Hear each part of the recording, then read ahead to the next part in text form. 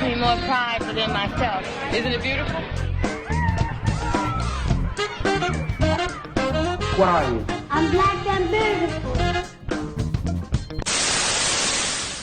Dear Sir, I indeed wish to come to the north. Anywhere in Illinois will do so long as I'm away from the hangman's noose and the torchman's fire. Conditions here are horrible with us. I want to get my family out of this accursed Southland. Down here, a Negro's man, not as good as a white man's dog. Alright, so here goes some context. Slavery ends in 1865, and during the period of Reconstruction, African Americans are afforded the right to be able to vote, to be considered citizens, and the right to own land. Also during this period, sharecropping and tenant leasing were introduced. As a result, many African Americans in the South became sharecroppers, which was basically a system where farmers would split the profit of the crop with the landowners, but eventually it became rigged in favor of the landowners. Before the turn to the 20th century, black codes were introduced to oppress black rights, which basically became the foundations of Jim Crow. Jim Crow was a system where black people were openly discriminated against and they were segregated. Now let's talk about Southern living conditions. Most African Americans that lived in the South lived in rural areas where they worked on farms as day laborers or they sharecropped. At this time, King cotton still prevails as the number one cash crop, and many rural areas across the South were dependent on the production, which was not always profitable because of the economy and prices. As a result, many African Americans faced poverty and were forced to live in deplorable conditions. They worked in what folks call today shotgun houses, where for insulation to keep the cold out, newspaper covered the walls. As stated before, Jim Crow allowed them to be discriminated against in the form of segregation and lynchings. The Great Migration occurred in three phases. One immediately after slavery, one that occurred from 1910 to 1920, and finally one that occurred from 1940 to 1970.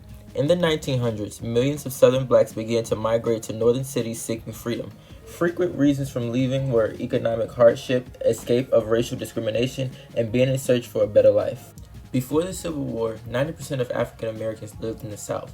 Some of the formerly enslaved moved away after the war while mostly stayed in the South, which was largely due to poverty and family ties keeping the blacks close to home.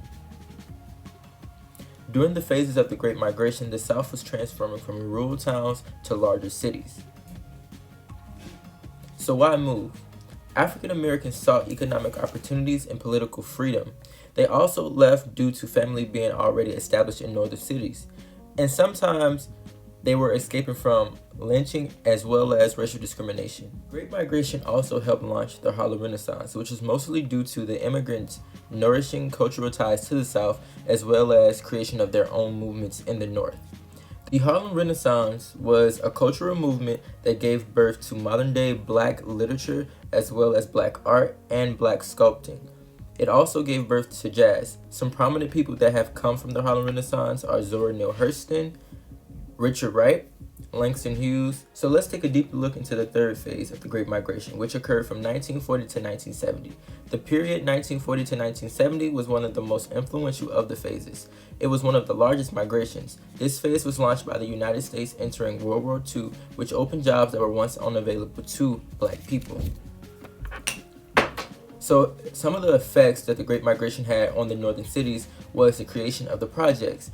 And the projects were essentially used to draw Southern blacks to immigrate to the North by saying that we have these apartments that are so luxury and we want you to come and it's better than what you already have experienced in the South. And so many blacks migrated to the North because of that.